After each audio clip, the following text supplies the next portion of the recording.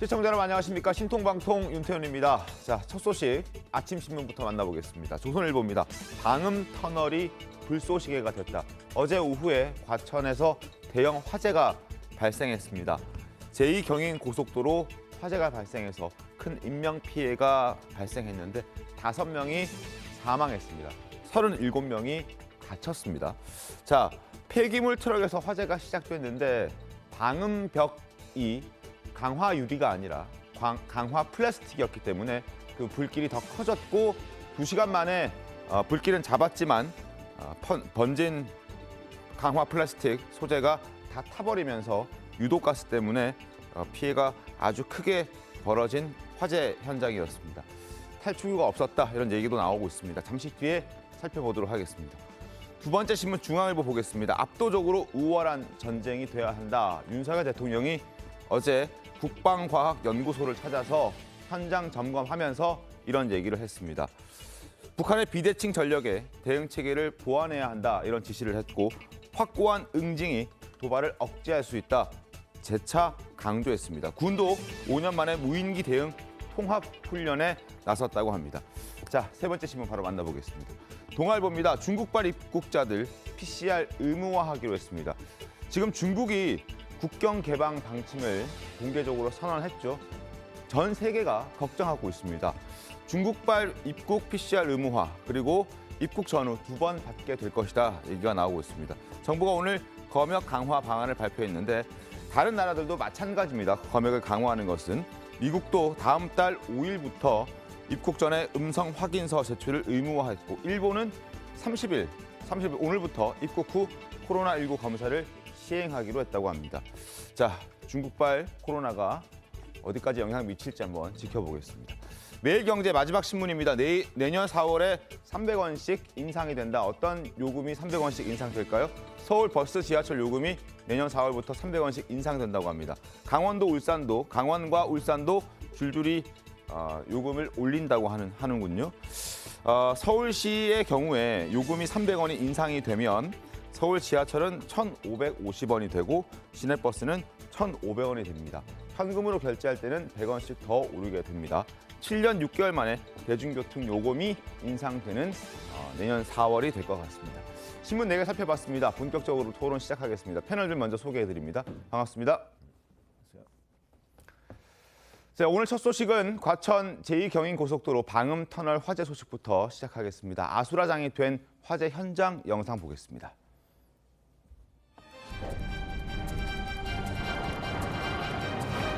시커먼 연기가 한참 동안 막 올라왔어요. 이거 너무 무서운 거야.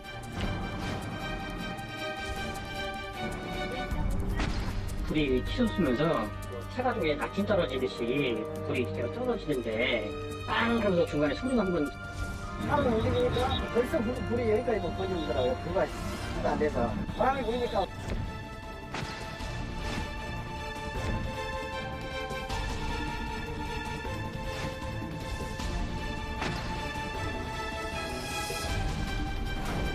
한참 멀었네. 한 시간 앞에 못 가요. 차가 앞에 안 보여.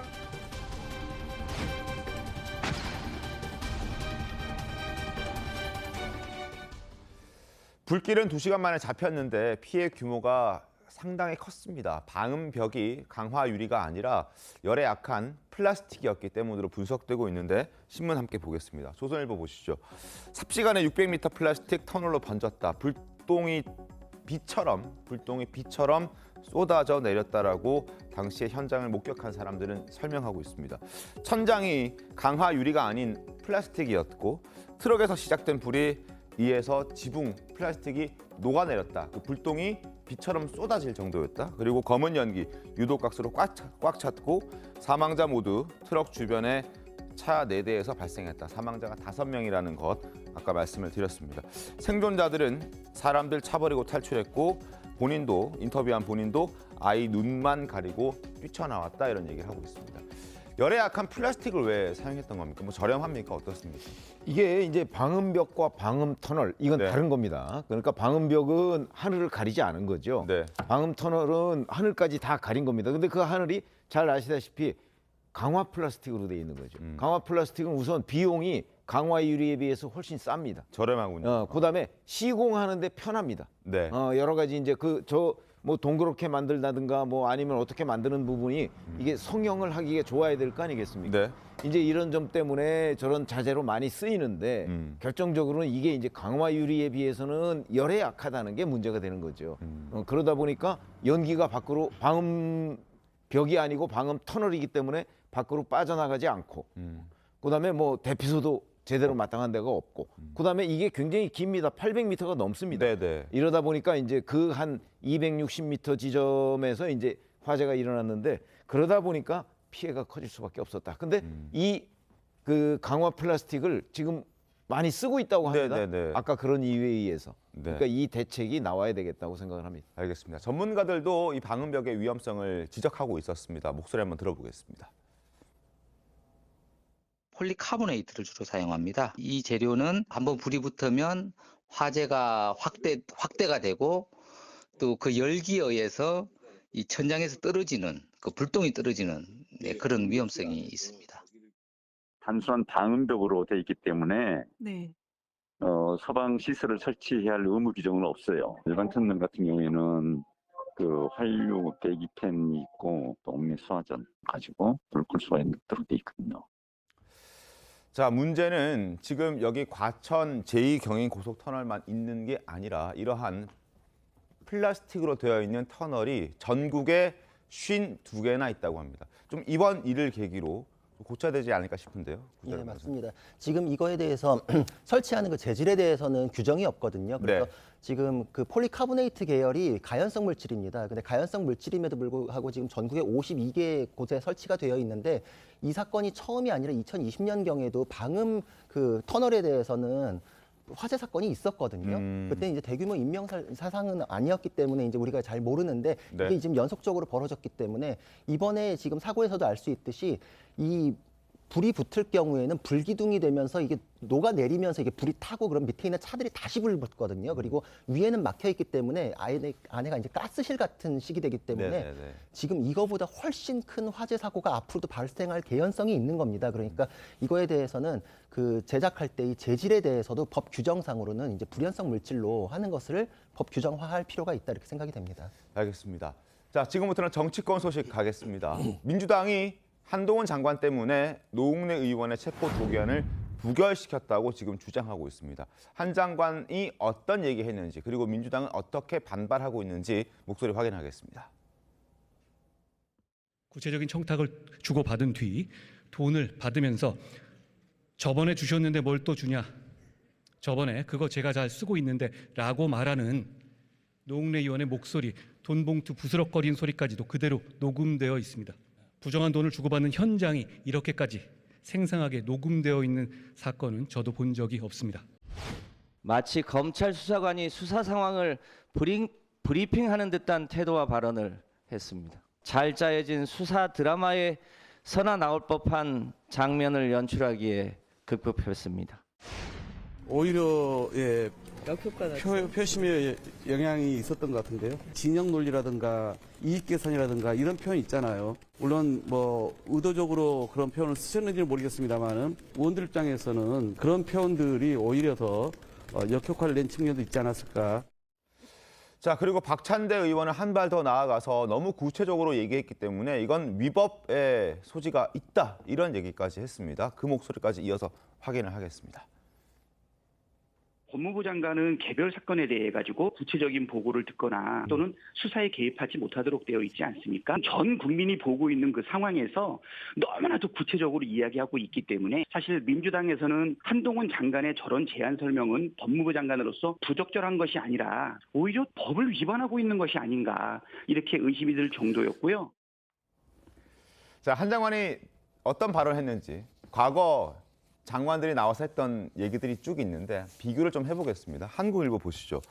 한동훈 법무부 장관은 노웅래 의원의 체포 동의안을 표결하면서 1950자의 얘기를 했다고 합니다. 많긴 많습니다. 구체적으로 언급한 부분은 맞는데 역대 최장인 것도 맞는데 최근 15년간 사례 13건을 분석했을 때도 상당히 많은 축에 속합니다. 자, 한국일보 최근 15년간 법무부 장관이 국회 본회의에 나와서 발언대에서 체포 동의안 요청 이유를 설명한 사례 13건을 분석했는데, 자, 한 장관은 이례적으로 상세하게 증거 관계를 설명했고 개인적 의견까지 언급하는 등 다른 장관과 확실히 다르긴 했다. 이건 맞는 얘기입니다. 그런데 추미애 전 법무부 장관, 박범계 전 법무부 장관도 지금 체포 동의안 때문에 나와서 설명을 했지만 이때는 300자 내외였다. 330자, 300자, 380자 뭐 이 정도 수준이었는데, 그렇다고 해도 뭐 이렇다 하더라도 이게 그 이유가 될런지 모르겠습니다. 체포 동의안을 부결시킨 이유가 될런지는 잘 모르겠거든요. 저는 오히려 민주당의 지금 그 박찬대 최고위원이나 박홍근 원내대표가 당 지도부인데 네. 지도부가 나서서 공개적으로 한동훈 때문에 역효과가 나서 민주당 의원들이 대거 부결표를 던졌다라고 자백하는 꼴이 되거든요. 네. 지금 사실은 이유가 어쨌든 간에 이 노웅래 의원의 체포 동의안의 혐의는 무슨 애국 인사도 아니고 양심수도 아니고 독립투쟁한 것도 아니고 단순한 개인 비리와 뇌물 수수 의혹이잖아요. 네. 그것에 대해서 국회에 있는 이 불체포 특권을 이용해서 일단 방탄을 해서 못 잡아가게 한 거라는 게 국민들 인식입니다. 평범한 인식은. 야, 그러면 보통 일반 서민들은 조그만 죄만 져도 검찰이 부르고 경찰이 부르면 가는데 국회의원이라고 해서 그 방탄 뒤에 숨어서 같은 또 끼리끼리 또 국회의원들이 부결시켜가지고 못 가게 하면 이게 말이 되느냐. 댓글들의 일반적 반응은 다 그겁니다. 정말 국회의원은 아직도 멀었다. 정치권은 아직도 멀었다. 이렇게 비판하게 되는데 그런 민주당의 결론을 마치 한동훈 장관의 발언대로 했다고 하면, 물론 한동훈 장관이 이례적으로 길거나 구체적인 혐의를 너무 자세하게 설명했구나, 이건 논란이 있을 수는 있습니다. 그러나 그게 법을 위반한 상황이 아니라고 하면 민주당에서 그걸 이유로 우리가 부결했습니다라고 말하는 게 과연 국민들이 어떻게 볼까요? 오히려 감정적인 발언을 한 한동훈 장관이 문제가 아니라 감정적인 반응을 하고 감정적인 투표를 했던 것을 스스로 인정하는 꼴이 되기 때문에 제가 볼 때 민주당으로서 더 역효과가 된다고 생각하고요. 오히려 이런 그 국민들의 불만들이 계속되면 언제 있을지 모르겠습니다만 이재명 대표도 만약에 체포동의안 법무부에 제출된다고 한다면 어떻게 해야 될지 제가 볼 때는 굉장히 큰 역효과가 날 거라고 생각합니다. 박원석 21대 국회 들어서서 그 회기 중 국회의원에 대한 체포동의안이 첫 부결 사례입니다. 그 이전의 3건은 다 가결이 됐거든요.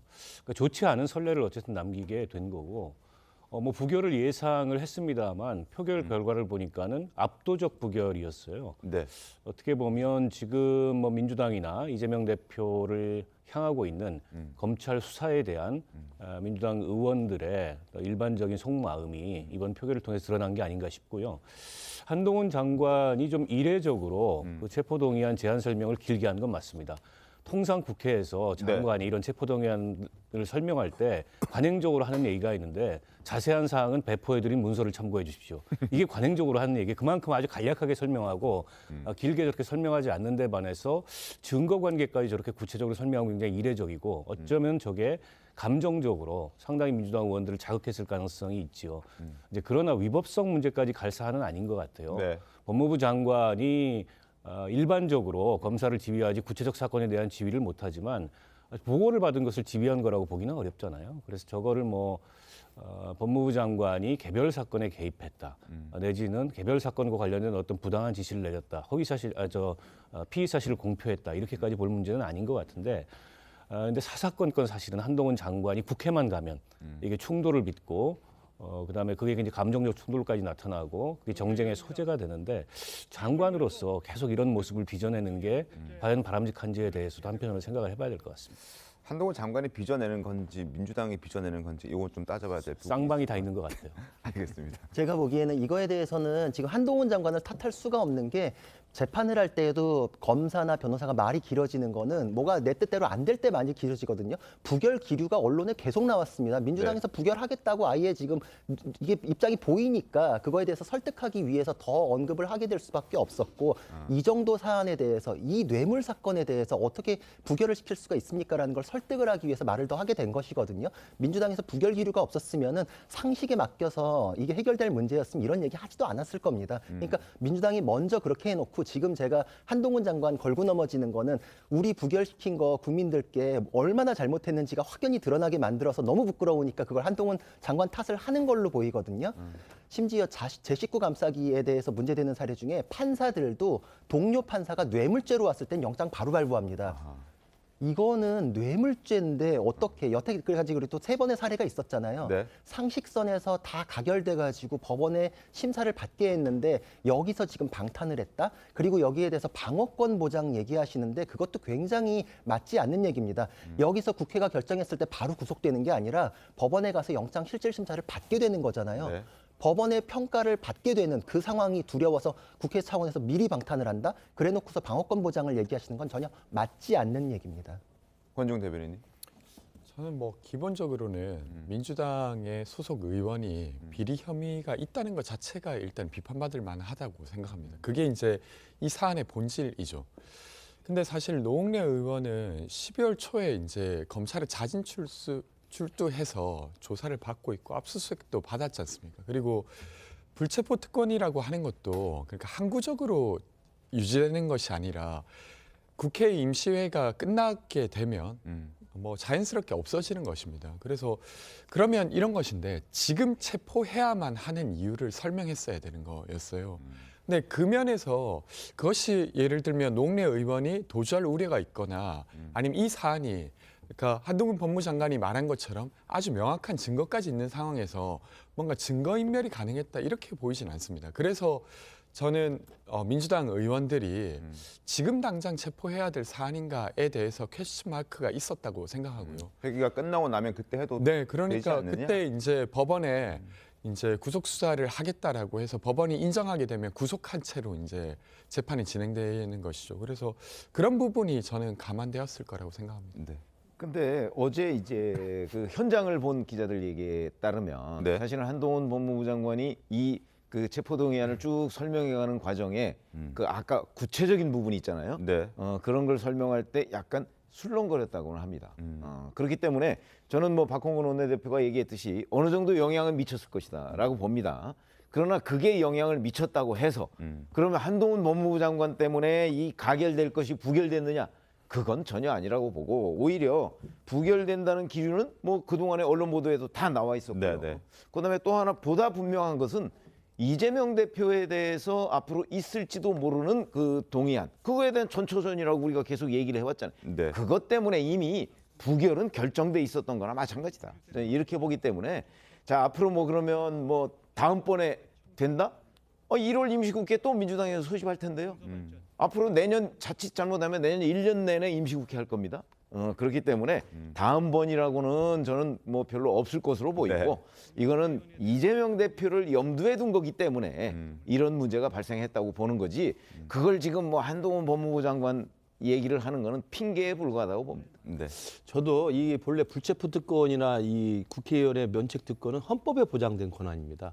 그러니까 우리나라 재헌헌법 때부터 있던 건데 이건 이제 행정부의 과도한 비대한 권력이 입법부의 국회의원들에 대해서 뭐 어떤 정치적 탄압을 하거나 어떤 억압을 할 것을 대비해서 자유로운 국민의 대표로서의 의정 활동을 보장하기 위한 권한이에요. 그게 이제 과거에 독재 정권 때 군사 독재 시절에 이게 굉장히 중요한 방탄이 됐던 거죠. 그러나 지금 민주화된 지 30년, 40년이 다 돼 있고 지금 올라오는 체포동의안은 대부분의 개인 비리에 관한 체포동의안입니다. 그러면 과연 헌법상 이게 규정되어 있는 본래의 취지, 국회의원의 국민 대표로서의 권한을 독재로부터의 권력을 탄압을 막기 위해서 했던 그 본래 역사적 취지가 이제는 완전히 사라져 있는 거거든요. 지금까지 올라온 체포동의안 중에 어떻게 무슨 야당이니까 탄압받아가지고 정적을 제거하니까 독재 권력으로부터 뭐 탄압받았다는 그런 체포동의안이 있습니까? 다 개인 비리예요. 이제는 뭐 개헌 논의와 같이 뭐 이야기를 해봐야 되겠습니다만 이 불체포 특권이라고 하는 이 면책 특권이나 아니면 국회의원의 권한 자체에 대해서 이제는 국민적 차원에서 아마 다시 논의해야 될 상황인 것 같고 그런 데서 불을 댕기는 아마 효과가 있을 거라고 생각합니다. 그래서 그런지 한동훈 법무부 장관이 지난 28일에 이런 얘기했습니다. 국민의 눈높이에 맞춰서 새로운 전통을 만들어야 된다. 이렇게 얘기했는데 직접 들어보겠습니다.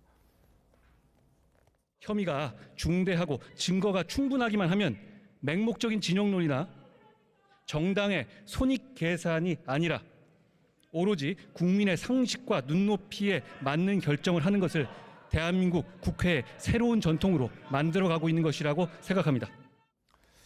자, 다음 달 8일까지가 임시국회인데요. 1월이 되면 임시국회가 종료됩니다. 1월 9일부터는. 그런데 민주당이 새 임시국회를 소집하는 것을 준비하고 있는 것 같습니다. 신문 보겠습니다. 여권에서 얘기 나옵니다. 민주당이 또 방탄을 위한 국회를 소집하려 하는 것 걱정스럽다 얘기가 나오는데 이게 그냥 나오는 얘기가 아니라 실제로 그런 움직임들이 있는 것 같습니다. 주호영 원내대표가 이렇게 얘기했습니다. 1월 8일 임시국회가 끝나면 또 방탄 국회를 소집하기 위해서 임시국회를 또 요구할지도 모른다 이렇게 주장했습니다. 국회의원이 회기 중에 국회 동의 없이 체포 또는 구금되지 않는 이 불체포 특권을 갖는데 이재명 대표에 대한 구속영장이 청구될 경우에 대비해서 회기를 무기한 연장하려 들 수도 있다. 통상적으로 1월과 7월은 회기가 없는 달이기도 한데 이거를 임시국회로 계속 회기를 열어두겠다. 그래서 방탄을 만들겠다라는 의도가 깔려 있는 것 아니냐라는 지적들이 나오고 있습니다. 그리고 실제로 박찬대 의원의 목소리를 들어보면 그 움직임이 지금 있는 것 같습니다. 들어보겠습니다. 12월 임시국회 회기 마지막 날이 1월 9일이잖아요. 이 회기하고 그러니까 연관해서 지금 혹시 그러니까 출석 날짜를 조율하고 있는 겁니까? 아니요, 그거는 아니고요. 이번에는 굉장히 좀 일방적으로 소환 통보가 왔어요. 그냥 팩스로 띡 이렇게 보낸 게 다거든요. 그렇기 때문에 뭐 조율을 하는 거고요. 지금 논의된 바는 별도로 없는데요. 국정조사도 지금 7일자로 끝나게 되는데 사실 추가적인 연장은 불가피하다 보니까 그 1월달 임시국회가 다시 소집돼야 되지 않겠냐. 불가피한 부분이 좀 있는 것 같고요. 아마 쉬지 못하는 국회가 계속 이루어지지 않을까 그렇게 생각이 듭니다. 권중 대변인님, 쉬지 못하는 국회가 이루어지지 않을까? 그렇게 될 것 같습니까? 민주당 그렇게 움직이고 있습니까? 저는 뭐 사안에 따라 좀 다를 것 같은데 예를 들면 이태원 국정조사 같은 경우는 사실 많은 국민들이 관심 가지고 있는 부분입니다. 근데 이게 1월 7일자로 이제 종료되게 되었어요. 근데 워낙 시작이 늦었기 때문에 저는 연장해야 된다는 요구가 있다고 생각합니다. 근데 지금 이미 열기로 한 임시회 사이에 만약에 이것이 연장된다고 하면 굳이 임시회를 열 필요가 좀 적어진다고 생각하고 근데 그것이 아니라 그 논의가 잘 안 된다고 하면 저는 임시회를 열어서라도 국정조사 관련한 것을 연장한다든지 이런 논의에 힘이 실리지 않을까 이런 생각입니다. 근데 어쨌건 이 모든 것을 그러니까 국회가 어떤 일하는 것을 놓고 이게 모든 게 다 방탄이다 이렇게 주장하는 건 저는 좀 무리가 있지 않나 싶습니다. 알겠습니다. 일을 하기 위해서 국회를 열자는 건 알겠는데 그게 진심인지는 많은 사람들이 좀 의견이 좀 엇갈리는 것 같습니다. 구자룡 변호사님. 제가 보기에도 일을 하겠다고 하면은 여태까지 법안 처리 내용 한번 볼까요? 정부에서 입법 제안한 거 100건이 넘는데 그중에 18% 정도밖에 통과 안 시켰거든요. 사실상 일을 안 했는데 이제 와서 얼마나 일을 열심히 해야 되겠다는 얘기를 갑자기 마음을 이제 고쳐 먹으셨는지 제가 보기에 노웅래 의원도 4선이나 되니까 정치적으로 감각이 있어서 요번 한 번만 살면 1월 이후부터는 이재명 대표하고 1+1으로 나는 계속 같이 살겠구나 이렇게 생각했을 것 같아요, 저는. 그래서 이건 방탄이 가동된 것이다. 그리고 최고 지도부에서도 지금 임시국회 얘기하시는 거 보니까 내년에 정말 상시국회 열리겠구나 이런 생각까지 들거든요. 이재명 대표의 발언도 지금 생각해 보면은 그 1월 10일 이후에 뭐 출석할 것처럼 얘기는 하시는데 구체적으로 출석한다는 거에 대해서 확답은 또 안 하고 있어요. 그리고 일정 처음에 조율하는 거에서도 제가 봤을 때 출석하실 마음이 있었으면 이런 과정으로 오지 않거든요. 왜냐하면 28일 찍어서 온 거에 대해서 민주당에서 십자포화를 해가지고 뭐 예의가 없네 뭐 어쩌네 이렇게 막 했었잖아요. 사실 수사기관에서는 날짜를 찍어가지고 이때 오시세요라고 하면은 변호인이랑 날짜를 그 찍어진 날짜를 가지고 그때 일정이 있으니 이때 합시다라고 해서 그때부터 조율을 시작하는 건데 조율할 생각이 없으니까 일단 비판은 하고 국민 여론 보니까 이거 그냥 뭉개는 건 안 되겠네 하니까 또 나갈 것처럼 한번 떠본 이제 간은 한번 보신 뭐 그 정도 차원인 것 같거든요. 수사기관에서 날짜 잡는 당연한 절차 가지고도 한번 이렇게 옥신각신하고 쟁점화를 했었으니까 제가 보기에는 1월 10일 이후 뭐 12일까지 이렇게 얘기는 하시지만 그때 가봐야 알 것 같아요. 그리고 제가 보기엔 안 나갈 가능성이 굉장히 높지 않나 이런 생각도 듭니다. 네. 근데 제가 좀 이야기 드리고 싶은 건 지금 민주당의 혐의를 받고 있는 의원들이 그러니까 수사에 응하지 않냐라고 했을 때 그렇지 않습니다. 수사에 지금 응하고 있고 이재명 대표마저도 소환 통보가 있었는데 그 날짜를 조율해서 이제 나가겠다고 하는 거잖아요. 그래서 예를 들면 구속되지 않는다고 해서 수사가 진행되지 않거나 혹은 아니면 재판이 진행되지 않는 건 아닙니다. 그러니까 그러면 되려 본질적으로 구속해야만 뭔가 재판이 진행되는 것처럼 몰아가는 것은 정당한가? 뭐 이런 질문이 저는 가능하다고 생각하고요. 그래서 구속되지 아니하더라도 지금 수사에 응하고 있고 그 수사에 기반해서 재판이 진행될 걸로 저는 알고 있습니다. 저는 근데 그 구속에 대해서 유독 이제 뭐 수사에 응하고 있지 않냐, 출석했으니까 구속할 필요 없지 않냐라고 하시는데 그건 사실 구속 제도에 대해서 아예 그런 없애자는 뜻밖에 안 돼요. 지금 실제로 형사 사건을 하면은 재판 잘 받다가 선고 날 도망가는 경우 진짜 많습니다. 김봉현 씨 지금 도망간 거 보시면 아시잖아요. 기각되고 난 이후에 재판 받다가 여차하면 도망가거든요. 심지어는 영장 실질 심사에서 기각되고 나서도 도망가는 경우들도 있습니다. 그러니까 혐의의 중대성을 놓고 이만저만한 사안에선 어느 정도 형량이 나오겠구나. 그런 도주 우려가 이렇게 연결되겠구나. 박근혜 전 대통령이나 이재용 회장이 어디 도망갈 분들이어서 구속됐었습니까? 여태까지의 형사 사건은 그렇게 진행되지 않았습니다. 근데 출석하니까 구속할 필요 없다라는 거는 민주당에서 민주당 의원들에 대해서만 유독 하는 주장에 불과합니다. 알겠습니다. 자, 이재명 대표 검찰 출석을 앞두고 검찰을 때리고 있습니다. 소환 날짜, 일단 검찰에서 요구한 날짜는 1월 10일에서 12일 사이인데 여기에 대해서 이재명 대표 측은 구체적인 언급은 피하고 있습니다. 이 대표의 목소리를 들어보겠습니다.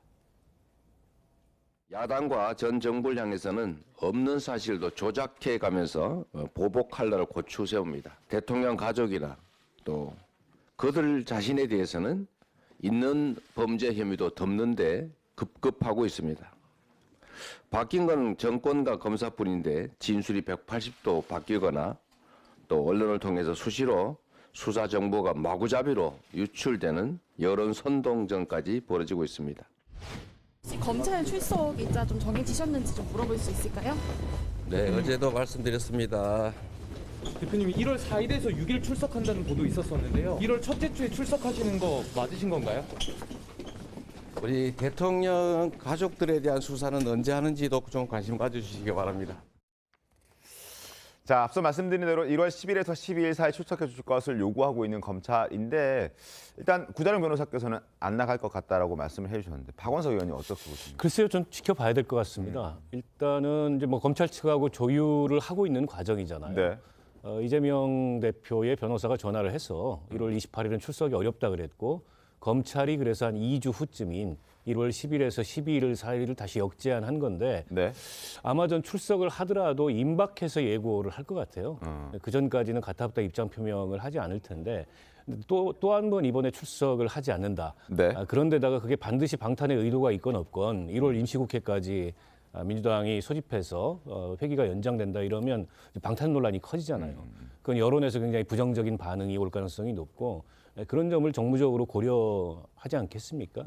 저는 오히려 출석할 가능성이 높다고 보고 이번에 이제 성남 FC 제3자 뇌물 공여가 이게 무슨 구속될 만한 사안은 아니잖아요. 그리고 법률적으로도 쟁점이 상당히 있고 논란이 있는 사안이기 때문에 아마 이재명 대표가 뭐 자칫 출석했다가 구속될 것을 우려해서 출석을 피하거나 그러지는 않을 것 같고 다만 이제 출석해서 포토라인에 쓰는 모양새가 이번 한 번뿐이면 모르겠는데 앞으로도 계속 될 거고 이게 이제 검찰이 의도하는 바다 이에 대해서 고민이 있겠지만 출석을 하지 않았을 때 불러올 수 있는 여론의 부정적인 반응 이걸 감안했을 때 예고는 좀 뒤늦게 하되 전격적으로 출석하지 않을까 저는 그렇게 오히려 예상합니다. 알겠습니다. 상황은 이제 저희도 지켜봐야 되는 입장인데 함께 좀 지켜보겠습니다. 이제 12월 오늘 30일이니까 며칠 안 남았습니다. 회기가 끝나면 1월 국회를 또 열지 그리고 연다면 체포 동의안은 어떻게 될지 이재명 대표는 어떻게 할지 이런 부분 함께 지켜보겠습니다. 그리고 지금 이재명 대표는 내부 결속 다지는 데 집중하고 있습니다. 신문 함께 보겠습니다. 이재명 대표가 지난 28일에 특별 사면 받은 김경수 전 경남지사와 통화를 시도했다고 합니다. 당내에서는 이 대표와 김 전 지사 간의 통화가 단순히 뭐 안부를 묻는 차원이 아니었을까라는 전망이 나오고 있지만 어쨌든 두 사람이 새해 들으면 만날 가능성이 크다고 보고 있습니다. 그리고 다음 달 2일에는 문재인 전 대통령도 예방한다고 합니다. 부울경 일정을 소화하면서 문재인 전 대통령을 만나고 이후에 아마 그때 김경수 전 지사도 만날 수도 있지 않을까 이런 전망도 함께 나오고 있는 상황인데 내부 결성하는 모습은 이것도 어떤 정치적인 의미가 많이 담겨 있지 않겠습니까? 근데 마침 이제 연초하고 연결이 돼 있잖아요. 네. 그러니까 자연스럽게 그리고 이제 부산 경남을 방문하게 되는 거고요. 네. 그래서 아마 이런 모양새를 만드는데 저는 기본적인 의도는 지금 얘기했듯이 바로 단일 대우라고 봅니다. 네. 그러니까 예를 들어서 친문과 이재명 대표 간의 관계는 오래전부터 이미 사이가 별로 좋지 않죠. 매끄럽죠. 그런데 네. 그렇다고 해서 문재인 전 대통령이 뭐 이재명 대표에 대해서 뭐라고 얘기할 수 있는 건 아니잖아요. 네. 그러나 이제 문재인 대통령이 친문 세력에 대해서 가지고 있는 상징성이 있는 거기 때문에 이제 문재인 전 대통령과 이재명 대표가 껄끄러운 관계가 아니라는 걸 자꾸 국민들한테 보여주면 친문 세력이 이재명 대표에 대한 공세도 아무래도 누그러뜨리지 않겠어요? 네네. 그러니까 그런 것들을 다 감안해서 그래서 바로 그 민주연구원장도 친문 출신을 갖다 앉혔잖아요. 맞습니다. 이번에. 네. 그런 것들이 전반적으로 보면 이재명 대표의 이 방탄을 위한 단일 대우 형성. 네. 여기에 이재명 대표가 굉장히 많은 신경을 쓰고 있구나 하는 것을 우리가 충분히 짐작할 수 있게 하는 대목이다. 네. 이렇게 생각합니다. 알겠습니다. 자, 이재명 대표가 검찰 출석을 머뭇거리는 사이에 이재명 대표에 대한 폭로전은 계속되고 있습니다. 유동규 전 본부장이 또 작심한 듯 발언을 쏟아냈는데 이번에는 배우 이병헌 씨를 소환했다고 합니다. 화면으로 먼저 만나보겠습니다. 저한테 왜 그랬어요? 넌 나에게 모욕감을 줬어. 나 진짜로 죽이려고 그랬어요? 7년 동안 당신 밑에서 개처럼 일해온 날!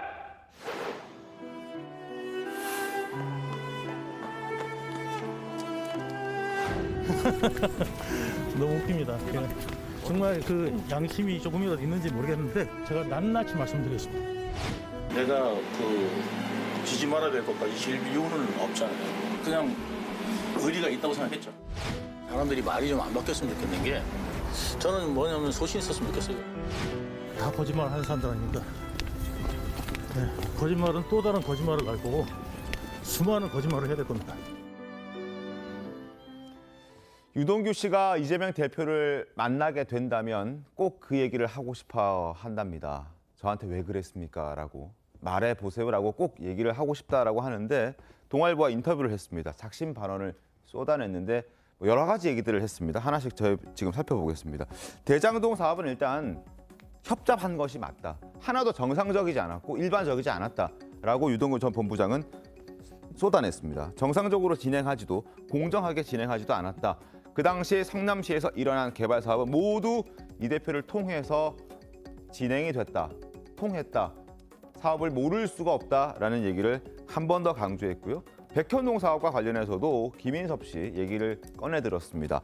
성남시가 김인섭을 보고해 준 게 아니면 납득하기 어렵다. 그리고 성남FC 의혹과 관련해서도 아무리 잘하는 구단이라도 관중 수가 1등인 구단도 1억 원짜리 광고 한번 받기가 쉬운 게 아닌데 어떻게 40억, 50억짜리 광고를 받을 수 있었겠냐. 이건 지금 문제가 되고 있는 제3자 뇌물죄 이런 것과 관련성을 지울 수 없다. 이런 얘기들을 하고 있는 겁니다. 구자령 변호사님, 뭐 이런 폭로들이 법정에서 뭐 어떻게 효과가 있겠습니까? 어떻게? 굉장히 효과가 있습니다. 의미가 있습니다. 왜냐하면 파편적으로 나온 증거들을 하나로 쭉 연결해 주는 건 사람의 진술이거든요. 네. 아, 그때 이 증거가 이래서 만들어졌구나. 이거랑 연결되는구나. 그때 그 기지국 추적했더니 그 위치에 이 사람들이 그래서 있었구나. 이게 지금 유동규 본부장이 추가적인 진술로 쭉 연결이 되는데 거짓말을 하는 사람의 진술은 그게 연결이 안 되고 오히려 깨지거든요. 네. 진실을 말하는 사람은 다 연결되고 보강이 됩니다. 그래서 유동규 본부장이 그거에 대해서도 얘기하는 게 나는 지금 내가 얘기하는 거에 의해서 추가 기소되고 혐의가 계속 올라간다. 네. 그런데도 나 처벌받겠다고 얘기하는 거다라고 하고 있고 실질적으로 자신의 진술로 자기가 불이익을 받고 있거든요. 그런데도 얘기하고 있기 때문에 신빙성도 높고 증거관계도 부합을 하고 있기 때문에 이재명 대표가 자꾸 유동규 본부장을 공격하는 민주당 의원님들까지도 공격하고 있잖아요. 이럴 때 사실관계가 계속 튀어나오면은 이재명 대표에게 불리한 얘기만 나올 겁니다. 최근에 나왔던 것도 윤건영 의원에 대한 얘기 나왔는데 네네. 그거 본인이 인터뷰할 때 핸드폰으로 윤건영 의원 마중할 때 어디만큼 오셨습니까? 이렇게 통화했던 내용까지도 얘기했잖아요. 통화 기록이 그때 있으니까 얘기할 수 있는 거거든요. 그런 것들로 확인되고 지금 전혀 상관없다고 부정하는데 그 타이밍에 윤건영 의원이랑 통화했던 게 나온다. 해명이 안 돼요, 이런 거는. 그러니까 이런 거는 재판 과정에서도 굉장한 신빙성으로 다가오는 부분이기 때문에 앞으로 이거를 방어하는 쪽에서 깬다. 사실 그건 생각하기 좀 어렵지 않나 싶습니다.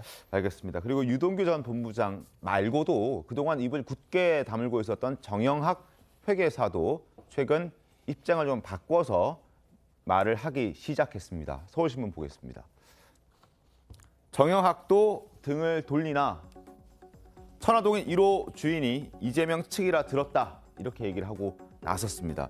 자, 기존의 입장과 좀 다른 얘기를 꺼내기 시작했는데 검찰은 김 씨가 유 전 본부장과 정진상 전 민주당 대표, 정무조정실장, 김용 전 부원장 등 이재명 대표 측근 3인방에게 천화동인 1호 수익금 중 428억 원을 약속했다고 보고 있고 정형학 회계사까지 이러한 혐의 입증에 힘을 보탠다면 앞으로 검찰 수사가 속도를 더할 것이라고 생각된다라고 보도하고 있습니다. 그리고 정 회계사가 향후 진행될 대장동 공판에서 새로운 폭로에 나설 가능성도 있지 않겠느냐 이렇게 얘기를 하고 있습니다.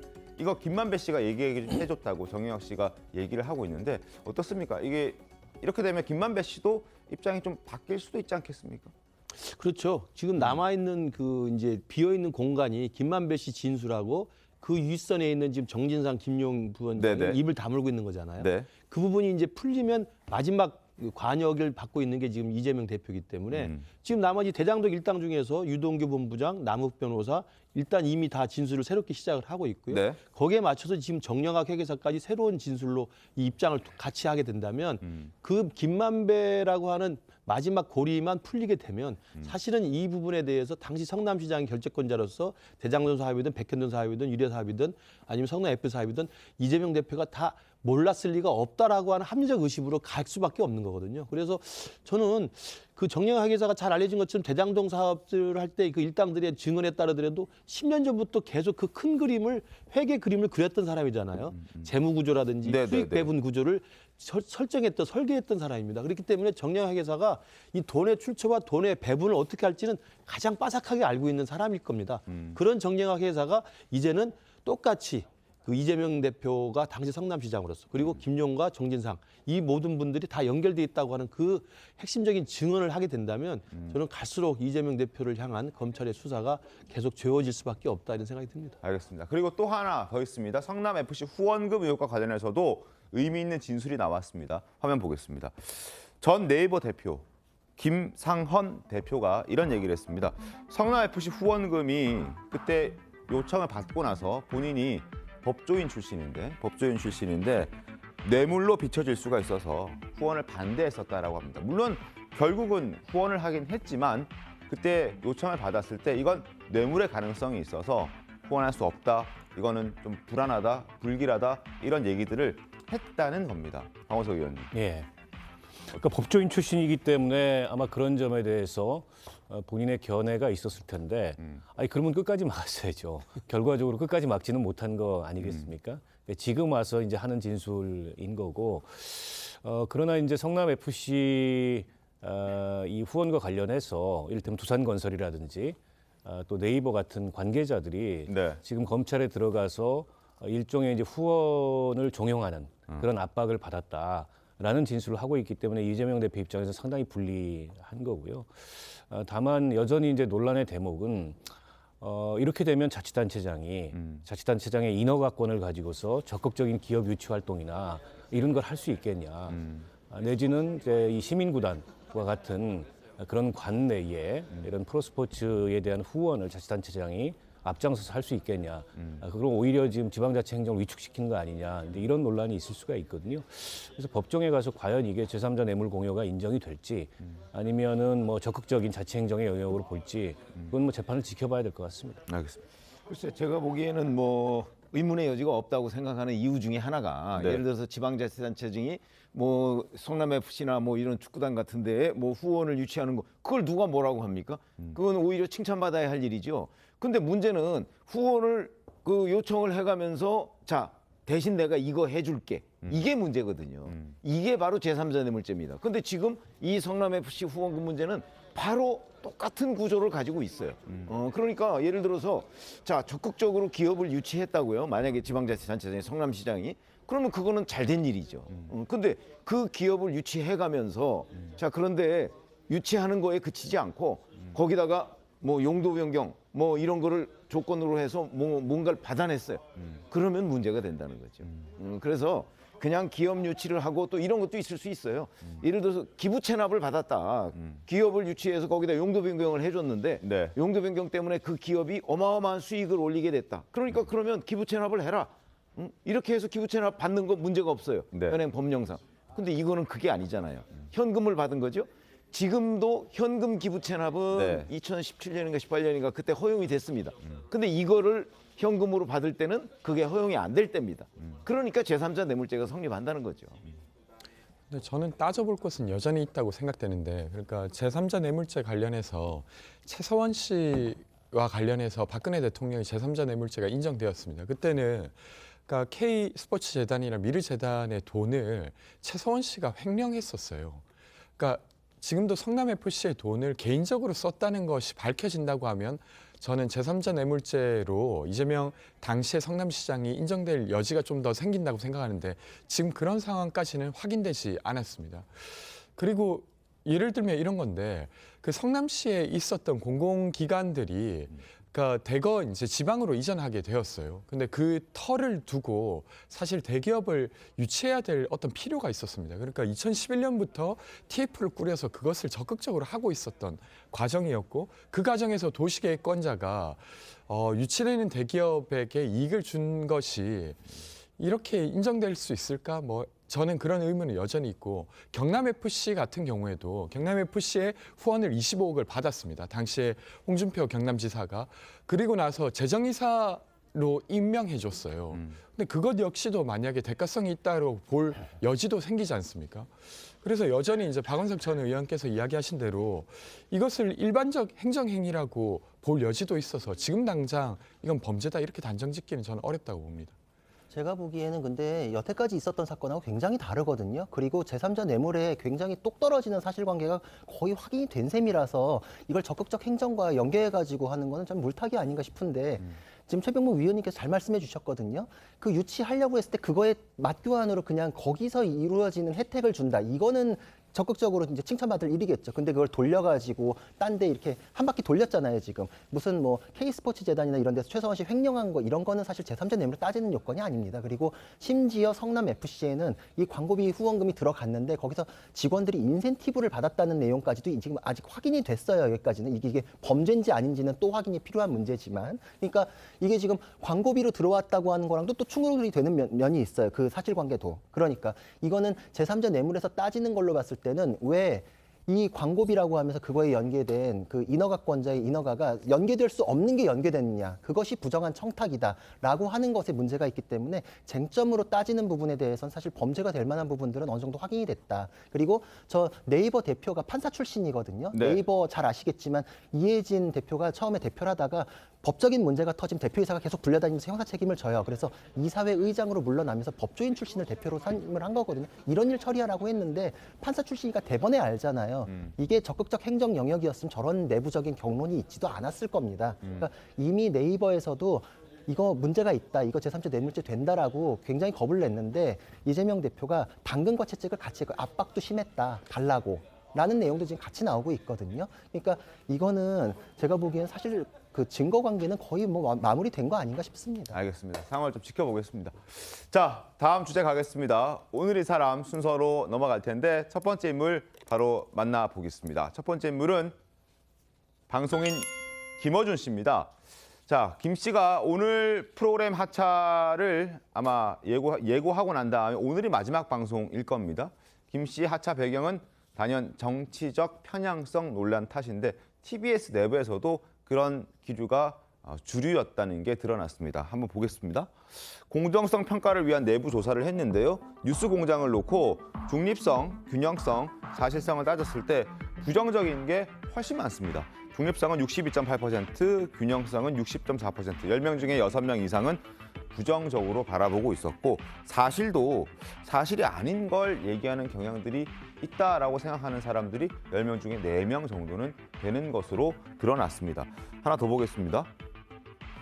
뉴스공장의 가장 대표적인 이미지 또한 편향성 시비 등의 논란으로 대표되고 있습니다. 60%에 가깝습니다. 진행자의 독단도 21.9%, 출연자 역시 편향됐다 10.2%, 방송 심의 관련 제재 등 규칙 위반했다 4.4%, 언론 탄압 등 이슈 이런 것들도 있는데 뉴스공장을 생각하면 떠오르는 것들이 이런 것들이라는 겁니다. 편향성, 진행자의 독단, 규칙 위반, 출연자도 편향됐다. 자, 마지막 방송을 하루 앞둔 어제 김재원 전 국민의힘 최고위원이 김어준 씨에게 작별 노래 선물을 했다고 합니다. 어떤 노래인지 들어보겠습니다. 섭섭해서 어떡하나. 섭섭해서 어떡하냐 하면서 이렇게 크게 얼굴을 활짝 피면 어떡합니까? 뭐 마지막인데 뭐 노래라도 불러드려야 될 텐데. 짧게 한 소절, 반 소절만 그러면. 잘 가세요, 잘 가세요. 인사도 없었네. 인사를 하고 갑니다. 우리 김재현 최고하고는 요 스튜디오 이 자리에서는 이제 마지막이라도 내년에 또 어떤 방식으로 다시 뵙겠죠, 당연히. 머리 깎고 나오시면 제가 갈게요. 김은식 교수님, 두 사람이 뭐 좀 케미가 잘 맞았던 것 같긴 해요. 그 사실 TBS의 저 뉴스공장이라는 프로가 우리 국민의 입장에서 보면 굉장히 편향된 프로이기 때문에 나가기를 되게 꺼려합니다. 부르지도 잘 않지만.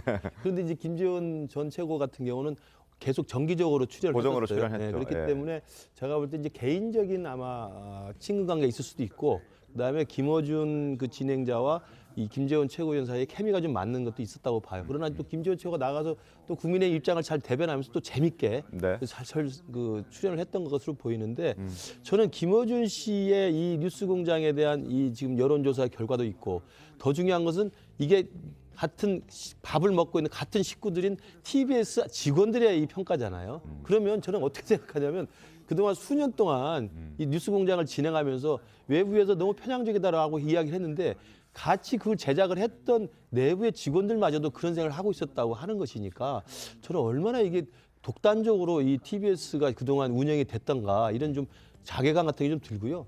저는 그렇게 생각합니다. 이게 뭐 자신의 정치적 편향을 드러내서 독자적인 어떤 매체를 만들어서 또 진행을 하는 거 자유입니다. 얼마든지 할 수 있습니다. 그렇게 한다는 거 아니겠습니까? 다시 이제 김어준 씨 스스로 진행하는 유튜브를 하겠다는 건데, 가서 마음대로 하시면 됩니다. 다만 그동안 우리 국민들이나 국민의힘에서 불편했던 건 뭐냐면, 서울 시민의 세금으로 저렇게 하니까 저게 문제가 되는 거거든요. 그러니까 공정성, 편향성은 언론이 지켜야 될 기본적인 그 윤리일 뿐만 아니라, 국민의 세금이 들어갈 경우는 그게 더더욱 그런 것들에 대한 감시가 투명하게 돼야 되는데, 국민의 세금을 쓰면서 정치적 편향성을 가지고 독단적으로 일을 처리하고 진행을 하니 국민들이 불편할 수밖에 없었고, 이제라도 이제 그만두고 나가면 마음껏 본인의 유튜브에 가서 마음껏 배설을 하시기 바랍니다. 알겠습니다. 자, 그런데 오늘 김어준 씨 마지막 방송하면서 청취자들한테 인사했는데 다시 돌아오겠다고 얘기를 했다고 합니다. 들어보겠습니다. 안녕하세요, 김어준입니다. 모두에게 띄웁니다. 오세훈 빼고. 그대여 아무 걱정하지 말아요. 우리 함께 노래합시다. 이말부터 해야겠습니다. 3년 6개월 후에 다시 돌아옵니다. 다시 돌아와서 또 다시 1위를 할 것이고, 그 후로 20년간 계속 1위를 할 작정입니다. 박원석 의원님, 3년 6개월 뒤에 돌아온다는 얘기는 결국 선거에서 이기면 내가 다시 돌아오고. 뭐 아마도 서울시장이 다시 바뀌게 되면 이제 그때 다시 돌아오겠다, 이런 의지를 표명한 것 같은데요. 서울시장이 설사 바뀌어도 다시 돌아오게 될 수 있을지는 모르죠. 네. 3년 6개월이라는 거 굉장히 긴 시간이고, 논란은 많았지만 어쨌든 지상파 라디오 그 1위를 뭐 지난 20분기 연속 놓치지 않았던, 나름 이제 인기가 있었던 프로그램이고, TBS 내부에서마저도 저런 조사 결과가 나왔는데 왜 저게 이제서야 공개되는지도 전 좀 의문입니다. 아무튼 그 논란의 인물이었고 논란의 프로그램이었는데, 과연 TBS가 뭐 김어준 씨를 비롯해서 몇몇 이제 그 편향성 논란을 빚었던 프로그램들을 폐지를 했는데요. 폐지 이후에 TBS라는 이 방송이, 지상파 방송이 정상화될 수 있을지, 또 새로운 사장이 아마 조만간 임명이 될 것 같은데, 새로운 사장 이후에 TBS가 이제 어떤 모습으로 TBS를 만들어 나갈지, 그런 것도 좀 지켜봐야 될 대목인 것 같아요. 알겠습니다. 두 번째 인물 바로 만나보겠습니다. 두 번째 인물은 축구 황제 펠레입니다. 자, 펠레가 오늘 새벽 암 투병 중 세상을 떠났다는 소식이 전해졌습니다. 화면 보겠습니다. 축구 황제 펠레, 아마 많은 분들 축구하면 펠레가 딱 떠오를 겁니다. 그만큼 정말 축구를 잘했던 영웅 중에도 영웅이었던 인물이기 때문인데, 향년 82세 대장암 투병 중에 별세를 했습니다. 1958년, 1962년, 1970년 브라질의 월드컵 우승을 이끈 축구 영웅이었습니다. 2000년 피파가 지난 세기 최고의 선수로 선정을 하기도 했습니다. 구자현 변호사님, 펠레 잘 아시죠? 그렇죠. 뭐 축구 아는 사람은 펠레를 첩선에 꼽고서 이제 얘기를 시작할 정도인데 축구를 몰라도 사실 그렇죠. 몰라도 펠레는 알죠. 사실 또 그리고 월드컵과 관련해서는 최연소 기록을 다 갖고 있어요. 네. 만 16세에 그 브라질의 국가대표가 돼서 네. 월드컵에 출전하고 최연소 골을 넣고 최연소 해트트릭을 하고 최연소 우승을 하고 그 이후에 월드컵 3번 우승하고 자기의 브라질 소속팀은 10번을 정상에 올려놓고 네. 지금 남미는 사실 축구 열기가 뜨겁잖아요. 네. 그래서 뭐 옆에 아르헨티나 같은 경우에는 그 마라도나를 신으로 모시는 종교가 있을 정도인데 펠레도 사실 그 못지 않거든요. 그래서 그 브라질 국민들의 애도 슬픔이 굉장히 뭐 이거는 그 국가적인 장례식 그런 정도에 이를 정도고 그래서 이제 룰라 대통령이나 이런 분들도 애도의 이 사람은 세계 최고의 축구 선수였을 뿐만 아니라 최고의 애국자였다라는 애도의 의사 표시를 하고 있습니다. 알겠습니다. 그리고 SNS를 통해서도 펠레의 마지막 메시지가 공개가 됐습니다. 화면을 좀 보겠습니다. 어떤 메시지가 있었는지 살펴보겠습니다. 마지막 메시지는 이거였습니다. 자신의 펠레 마지막 인스타그램 사진도 함께 올려놨었고 세상을 떠난 왕 펠레의 여정에는 영감과 사랑이 있었다. 그의 오늘 메시지는 미래 세대를 위한 유산이 됐다. 사랑하고 사랑하고 사랑하라 영원히라고 펠레 사망 후 마지막 메시지가 자신의 SNS에 올라왔습니다. 자, 펠레가 한 세대가 또 저물기 시작하는 것 같습니다. 향년 82세 축구의 황제 펠레가 별세했다는 소식 전해드렸습니다. 세 번째 인물, 마지막 인물 보겠습니다. 왕 하이쥔이라는 사람인데 중국 비밀경찰서로 지목된 서울의 한 중식당 대표가 기자회견 가졌습니다. 어제 목소리 듣겠습니다. 这些天以来，这些无良媒体对我让我非常气愤。秘密警察事件之前，东方明珠还是一个正常营业经营的场所，请不要给我们无端的压力和打扰，及我们认为不合理的要求，入场券委托第三方韩国机构执行（括弧完了），每人3万韩币，售完即止。 자, 엄청 대단한 걸 발표할 것처럼 얘기를 해놓고 막상 저 현장에 갔더니 31일에 발표하겠다. 그리고 그 얘기를 들으려면 인당 3만 원의 입장료를 내라 이렇게 얘기합니다. 과연 저거 보러 갈 사람이 있을지도 좀 궁금하고 어떤 내용이 나오겠습니까 대체? 김문식 교수님? 저는 저게 이제 중국인다운 상술인지 뭔지 모르겠습니다만은 대단히 창의적인 아이디어 같아요. 그러니까 이미 모든 언론에서 중식당이 수상하다, 비밀경찰서로 지목받고 있다라고 이제 언론이 나왔습니다. 물론 나름의 근거와 취재를 통해서 나온 거 아니겠습니까? 네. 그렇게 주목을 받았는데 그 담당 당사자가 주인이 나와서 언론에 기자회견 하겠다 했는데 언론에 발표한 내용은 자세한 이야기는 돈을 내고 와서 들어라 라는 거 아닙니까? 정말 실용주의와 실리에 밝은 저는 이 영업 방침을 생각하는데요. 저는 간단한 겁니다. 지금 최근에 중국의 이른바 이제 신형 그 대국 관계 이후에 그다음에 그 화평 굴기 이후에 중국이 강대국이 되면서 세계 곳곳의 나라들과 여러저러한 마찰들을 다 많이 일으키고 있습니다. 그 마찰 중에는 정치적인 마찰, 외교적인 마찰, 군사적인 마찰들이 많은데 가장 많은 게 뭐냐면 중국과 관계를 맺고 있는 다른 나라들의 일반 국민들과의 관계도 굉장히 안 좋은 게 많아요. 대표적인 게 이제 호주입니다. 영국과 중국, 호주 사이에는 몇 년 동안 지금 상당히 그 시민 사회 안에서도 많은 불협화음이 있는데 지금 중국이 우리 한국과 굉장히 가까운 이웃이긴 합니다만 그리고 중국 사람과 우리 한국 사이에 굉장히 좋은 거래를 하고 있습니다만 그중에 일부는 정치적 의도를 가지고 와서 한국에서 활동하는 분들이 분명히 있을 수 있다고 봅니다. 이제 그런 것에 대해서 최근에 국제적인 인권단체에서 이 부분에 대한 문제 제기를 했고 그와 관련해서 한국에도 그런 의심스러운 시설이 있다고 이야기를 하는 건데 그 당사자가 나와서 해명하거나 겸손하게 설명하거나 공손하게 말하기는커녕 나와서 돈을 내고 와서 들으라고 이야기하는 것은 과연 우리 한국 국민들이 중국에 대해서 어떤 감정을 느끼게 될지 좀 한 번이라도 생각하고 좀 반응을 했으면 좋겠다는 말씀을 드립니다. 알겠습니다. 31일 내일 또 한다고 하는데 어떤 얘기 나올지 한번 살짝 궁금하긴 합니다. 과연 어떤 얘기가 있을지 한번 좀 기다려 보도록 하겠습니다. 자, 지금부터는 트롯 얘기를 좀 할까 합니다. 어젯밤 10시에 미스터 트롯 시즌 2 그 두 번째 편이 공개가 됐습니다. 굳이 말을 할 필요가 없죠. 하이라이트 영상부터 보겠습니다. 아이 좋아라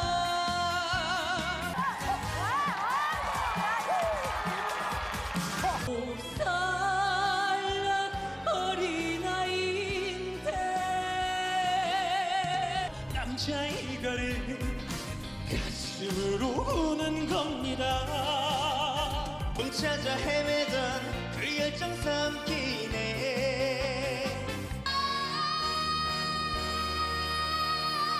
욜로 내면 100년을 살게 가져갈 아보르 파티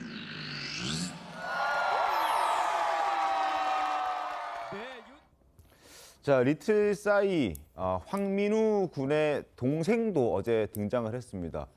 자, 황민호 군이었나요? 굉장한 실력을 민호 보였던 군이죠. 네. 어제 등장을 했는데 조금 전에 나온 그 조그만 작은 소년, 애 소년. 네. 그리고 우렁찬 목소리로 지금 그 노래를 부르는 소년인데 오라트를 받았어요. 네. 그 형도 오라트를 못 받았거든요. 그런데 이제 형은 나중에 그 이제 예비 마스터들이 합격했다가, 예. 이제 예비 심사를 해서 결국 본선에 진출을 하긴 했는데 형제가 본선에 진출했고 그 형보다 지금 훨씬 더 황민우 군이 그 많은 사람들의 주목을 받고 극찬을 받았습니다. 네네. 심지어는 뭐 어제 마스터 중에서는 앞으로 탑3 정도까지도 충분히 가능하다 뭐 이런 극찬이 나왔거든요. 네. 그래서 저도 노래를 들어봤는데 정말 이게 어떻게 이 그 불과 몇 살짜리 어린 아이한테서 나올 수 있는가 굉장히 궁금해지는 대목입니다. 네. 저 손동작하며 표정하며 거의 어르신 같다라는 평가도 어제 받았습니다. 아이가 아니다 이거죠. 그만큼 성숙한 목소리 또 성숙한 무대 매너로 탑3까지 오를 수도 있다 이런 극찬을 받은 황민호 군인데 한번 기대를 해보겠습니다. 정말 탑3에 갈 수 있는지 함께 지켜보겠습니다. 자, 그리고 두 번째 인물은 절절한 사연을 품고 있는 사람이었습니다. 영상 보겠습니다. 부모님이 좀 아프셨어요. 그래서 어머니는 뭐 심근경색, 아버지는 또 간암 그런 것 때문에 제가 일단은 삶을 제가 도맡아서 했거든요. 제 노래를 들려드리고 싶어서 지원하게 되었습니다. 엄마 앞에선 9살 어린아이인데 회초리 한 대 맞고 싶어요. 이런 무대에서 아버지를 뵀을 때 너무 많이 마르시고 너무 많이 늙으셨더라고요. 그래서 저희 아버지께 큰 선물이 됐으면 좋겠습니다. 아버지란 그 이름은 남자의 인생.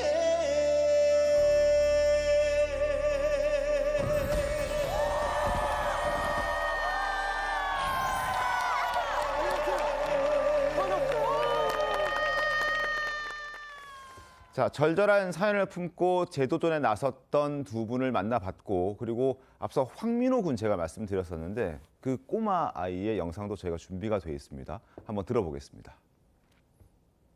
강남 갔다 트로트로 돌아온 트롯 샛별 18살 황민우입니다. 오빤 강남스타일. 동생도 혹시 나왔어요? 미스터 트롯에? 동생도 각자 출전하게 되었습니다.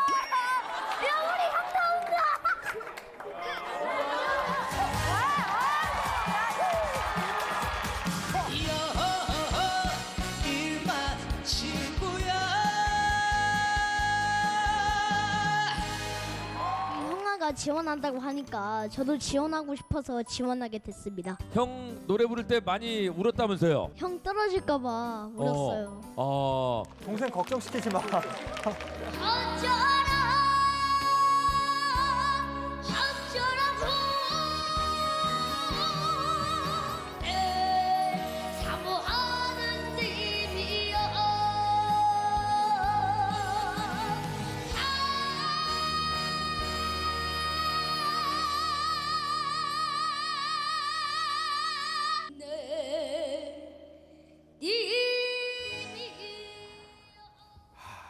징그러울 정도로 잘하는 것 같아요. 네, 대단합니다.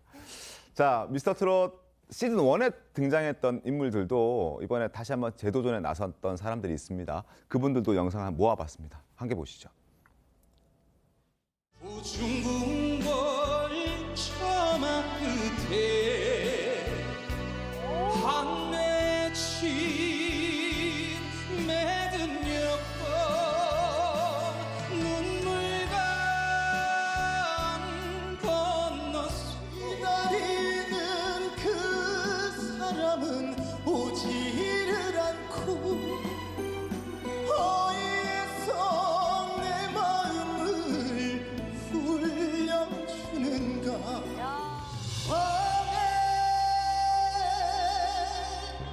어메 우리 어메 못하려고 오늘 났던가. 다시 한번 출전하게 된 만큼 지난번 시즌 1 때보다는 더 좋은 성적을 좀 내기를 저도 응원해 보겠습니다. 그리고 아예 장르가 다른 사람들, 그러니까 다른 노래의 장르를 주로 불렀던 사람들도 이번에는 트롯에 도전을 했습니다. 그 트롯과 본인의 장르를 아주 새롭게 융합, 조화시켰는데 그 무대도 함께 감상해 보겠습니다.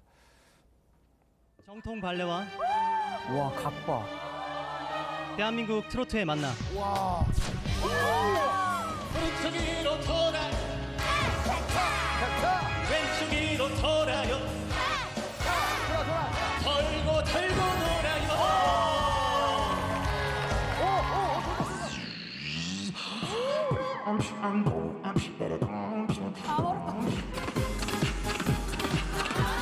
더 이상 슬픔이어도 꽉싸게 한 번의 인생아 연애는 필수고 결혼은 선택해 가슴이 뛰는 대로 가면 돼.